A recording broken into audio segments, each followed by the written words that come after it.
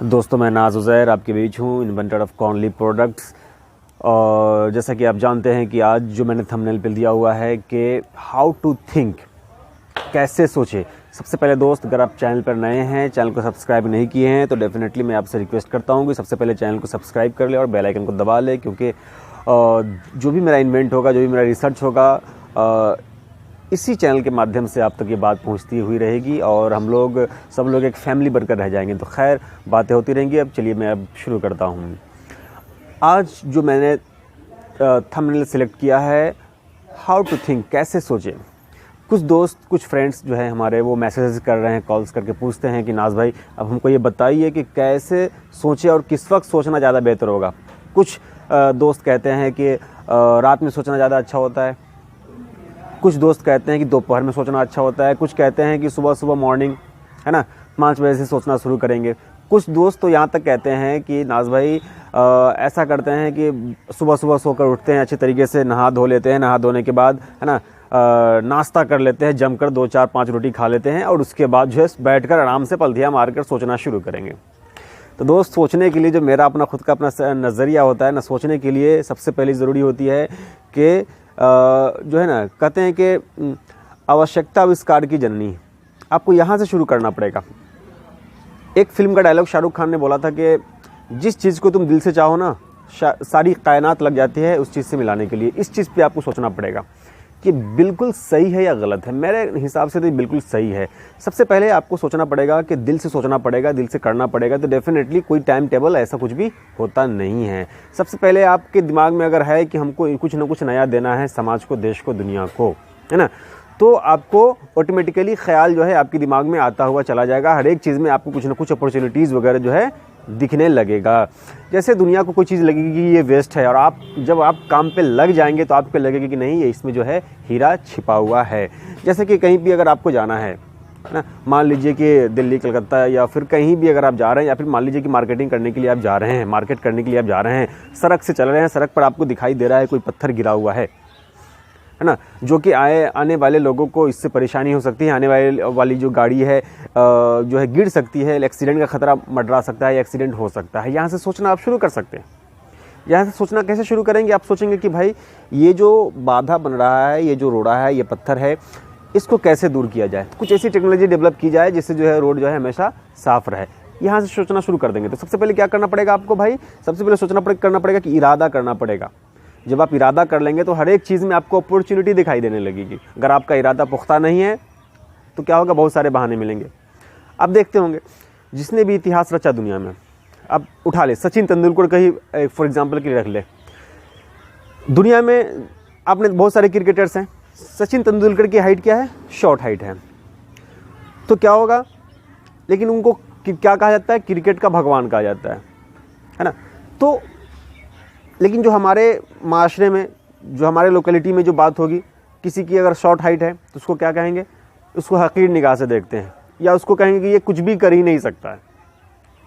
तो क्या होता है यहाँ पे? सचिन तेंदुलकर ने क्या किया? हाइट को पीछे कर दिया, अपने टैलेंट को आगे किया। तो सबसे बड़ी चीज़ होती है टैलेंट। मैं आपको छोटा सा एग्जाम्पल देता हूँ शोएब अख्तर का। शोएब अख्तर के बारे में आता है कि शोएब अख्तर जब बचपन में जब थे, तो उनका जो पाँव है, शोएब अख्तर का जो पाँव है, जो कि दुनिया के सबसे तेज़ गेंदबाज रहे हैं, जैसा कि आप लोग जानते भी होंगे। शोएब अख्तर के बारे में है कि उसका पाँव जो है, तो पाँव में जैसे कि हम लोग का ग्रिप होता है, यहाँ पे थोड़ा देखिएगा गड्ढा टाइप का हुआ रहता है पाँव में, ऐसा रहता है। लेकिन शोएब अख्तर का पाँव जो था वो सपाट था, मतलब प्लेन था, गड्ढा था ही नहीं। तो डॉक्टर ने बोला कि भाई ये कभी जो है ना तेज़ दौड़ ही नहीं सकता है, ऐसा कहा उसने। तो क्या हुआ?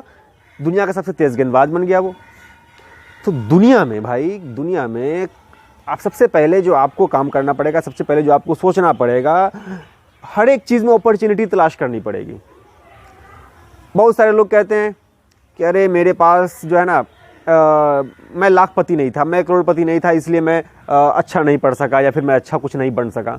अब इतिहास गवाह है, इतिहास के पन्ने को जब पलटेंगे तो आप पाएंगे जितने भी इतिहास रचने वाले लोग हुए हैं, सब कहीं ना कहीं बहुत ही कमज़ोर परिवार से, बहुत कमज़ोर फैमिली से आए हैं। इवन कि आप APJ अब्दुल कलाम साहब को आप उठा लीजिए। APJ अब्दुल कलाम साहब के बारे में आता है कि जब वो क्लास करने के लिए जाते थे तो टीचर उनको पीछे कर दिया करते थे कि भाई आप आगे नहीं बैठ सकते। तो सबसे बड़ी बात क्या होती है? मेडिटेशन।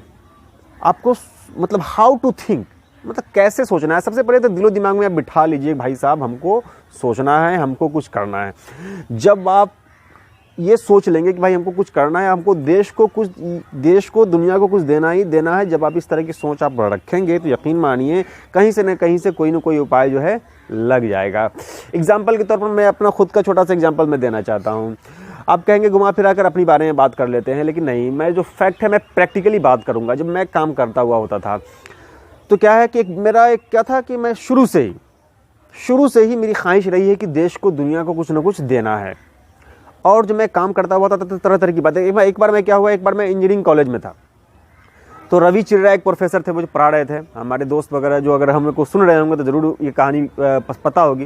तो रवि चिर्रा ने जो हमारे प्रोफेसर थे वो पढ़ा रहे थे, उन्होंने कहा कि गैस सिलेंडर होता है, गैस सिलेंडर यूँ होता है। तो गैस सिलेंडर के देखिएगा कि आप जो है यहाँ पे जो है जॉइंट रहता है, बीच में गैस सिलेंडर के जॉइंट रहता है। तो जो रवि चिर्रा प्रोफेसर साहब ने बोला कि देखो नाज, ये जो गैस सिलेंडर है तो यहाँ पे जॉइंट रहता है। दरअसल जॉइंट ऐसे से ऐसे टॉप टू बॉटम क्यों नहीं रहता है, या बॉटम टू टॉप क्यों जॉइंट नहीं रहता है, गैस सिलेंडर का जॉइंट ऐसा ही क्यों रहता है। तो भाई बहुत सारे बच्चे थे, तो मैं शुरू से ही इनोवेटिव टाइप आदमी रहा हूँ, इनोवेटिव सोचता ही रहा हूँ, कुछ अलग सोचता ही रहा हूँ। तो मैंने क्या जवाब दे दिया, मैंने बोल दिया डायरेक्ट सर को, सर देखिए ऐसा इसलिए होता है कि हो सके कभी कभी गैस जो है ब्लास्ट कर जाए। अगर गैस ब्लास्ट करे तो जॉइंट जो है ना, यहाँ से अगर जॉइंट है तो क्या होगा, ज़्यादा चांस रहेगा कि गैस जो है ना टॉप मतलब छत की ओर ही जो है गैस का ऊपरी सिरा जो है उड़कर जाएगा, है ना। अगर टॉप टू बॉटम अगर गैस सिलेंडर को अगर जॉइंट रहेगा तो हो सकता है कि जो ब्लास्ट करे तो इस तरीके से ब्लास्ट करे तो हो सकता है कि आदमी को ज़्यादा नुकसान पहुँच सकता है।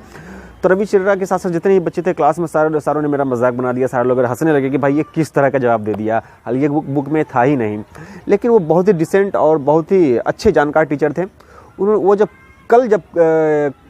क्लास लेने के लिए आए तो उन्होंने हमको खड़ा किया और हमको बोला कि नाज देखो, ये जो तुमने जो एग्जाम्पल दिया, तुमने जो बात रखी गैस सिलेंडर वाली कि जो ब्लास्ट करेगा तो उसका ऊपरी सिरा जो है ऊपर जाएगा, जिससे कि नुकसान होने का खतरा कम रहेगा। नुकसान अगर होता भी है तो छत का ही होगा, हाँ, लेकिन आम जो लोग होंगे घर के अंदर उनको नुकसान कम पहुंचेगा। तो उन्होंने कहा कि देखो नाज, जो तुमने जो जवाब दिया था ये बहुत हद तक तुम्हारा जवाब बिल्कुल सही था। तो क्या होता है कि जब अच्छे लोगों के कंसल्ट में आप मिलेंगे, जब आप कुछ नया सोचेंगे, कुछ अलग करेंगे तो मजाक आपका बनाया जाएगा, मजाक उड़ाया जाएगा। लेकिन हाँ, 1-2 दिन हो, 2 दिन हो, 4 दिन हो, महीने दिन हो, साल भर के बाद ही सही लोग उसके तह तक पहुंचेंगे कि नहीं, हाँ सही में जो आपने बात रखी थी, जो आपने बात कही थी वो सही कहा था। हाँ, तो जो कुछ भी नया करेंगे तो थोड़ा उटपटांग ज़रूर लगता है, उटपटांग करते रहना चाहिए। सबसे बड़ी बात है कोई भी काम आप करें डेडिकेशन के साथ करेंगे तो यकीन मानिए जो दुनिया को चलाने वाला जो है, जिसको हम लोग खुदा कहते हैं, जिसको आप लोग ईश्वर कहते हैं, भगवान कहते हैं, वो आपकी गैप से मदद करता है। फॉर एग्जाम्पल के तौर पर अगर आपको कुआँ खुदवाना है, अगर आपकी ख्वाहिश होगी कि भाई मैं कुआँ खुदवा रहा हूँ, इस कुएँ में जो है आम जनता जो है पानी पिएगी, तो यकीन मानिए कुआं आप आसानी से खोद पाएंगे। अगर आप पहले ही निगेटिव सोच लेंगे कि मैं कुआं खुदवा रहा हूं, इससे क्या होगा, आसपास पड़ोस के लोग जो है इसमें डूब जाएंगे, इससे नुकसान होगा, तो आप कुआं कभी नहीं खोद पाएंगे। तो फॉर एग्जांपल के तौर पर आप समझ सकते हैं कि अगर पॉजिटिव काम कर रहे हैं, अच्छा काम कर रहे हैं, तो पूरी दुनिया को चलाने वाला आपकी जो है गैप से मदद करती है। तो दोस्त, मैं चाहता हूं कि कैसे सोचना है इस बात का जो है आप समझ के होइएगा। सोचने के लिए कोई टाइम टेबल है ना, या कोई समय ऐसा बिल्कुल भी नहीं है। ये नहीं है कि भाई अच्छा कपड़ा पहन लिए, अच्छा टाई कोट बेल्ट वगैरह लगा लिए भाई और उसके बाद बैठ गए चेयर पर सोचने के लिए, तो ऐसा बिल्कुल भी आप नहीं करिए। सोचने के लिए सबसे पहले आपको चाहिए होगा कि मतलब प्लान करना पड़ेगा। आप दिल में एक बात बिठा लीजिए कि हमको दुनिया को कुछ देना है। जब ऐसा बिठा लेंगे तो आप कुछ दुनिया को दे देंगे, बिल्कुल आसानी के साथ दे देंगे। कहीं से न कहीं से घूम फिर कर आएंगे, वहाँ तक आप पहुँच ही जाएंगे। तो दोस्त, आप समझ गए। दोस्त, मैं चाहता हूं कि अब आपसे मैं विदा लूं, और अगर चैनल पर आप नए हैं, सब्सक्राइब अगर आपने नहीं किया तो सबसे पहले चैनल को सब्सक्राइब कर ले। इससे फ़ायदा ये होगा कि हमारे जो भी वीडियोस वगैरह आएगा तो इससे आप जुड़े हुए रहेंगे, मज़ा भी आएगा, और हम लोग देश को दुनिया को कुछ देने वाले लोग हैं, और देश और दुनिया को कुछ हम देकर ही जाएंगे। ऐसे हम लोग जाने वाले लोग नहीं हैं। इसी के साथ मैं अपनी बात को यहीं पर विराम लगाता हूँ। हंसते रहिए, मुस्कुराते रहिए। जय हिंद, जय भारत।